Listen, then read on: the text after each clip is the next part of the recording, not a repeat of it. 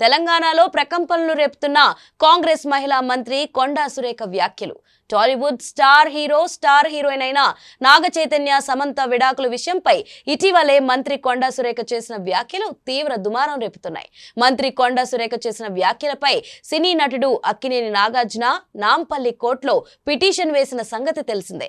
తాజాగా ఆ కేసులో నాగార్జున వేసిన పిటిషన్ వాయిదా వేసింది నాంపల్లి కోర్టు.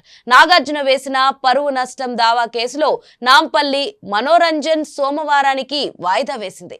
కాగా న్యాయమూర్తి సెలవులో ఉన్న నేపథ్యంలో ఈ కేసును సోమవారం రోజు పిటిషన్లపై విచారించనుందని మనోరంజన్ హైకోర్టు అక్కినేని నాగార్జున మంత్రి కొండా సురేఖపై 100 కోట్ల పరువు నష్టం దావా కేసు వేసినట్లు సమాచారం. ఎప్పుడు సినీ పరిశ్రమలో బిజీగా ఉండే అక్కినేని ఫ్యామిలీ మొట్టమొదటిసారిగా తెలంగాణ రాజకీయ వివాదంలోకి వచ్చారు. మంత్రి వ్యాఖ్యలను కింగ్ నాగార్జున మాత్రం చాలా సీరియస్ గా తీసుకున్నట్లు అర్థమవుతుంది.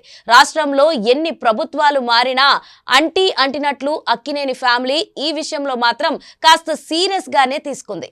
కొండా సురేఖ చేసిన వ్యాఖ్యలను ట్విట్టర్లో ట్వీట్ చేసి వదిలేస్తాడు అని అందరూ అనుకున్నారు. తీరా చూస్తే కింగ్ నాగార్జున ఈ వ్యవహారంపై స్వయంగా తానే కోర్టును ఆశ్రయించడంతో ఈ వార్త కాస్త వైరల్ అవుతుంది.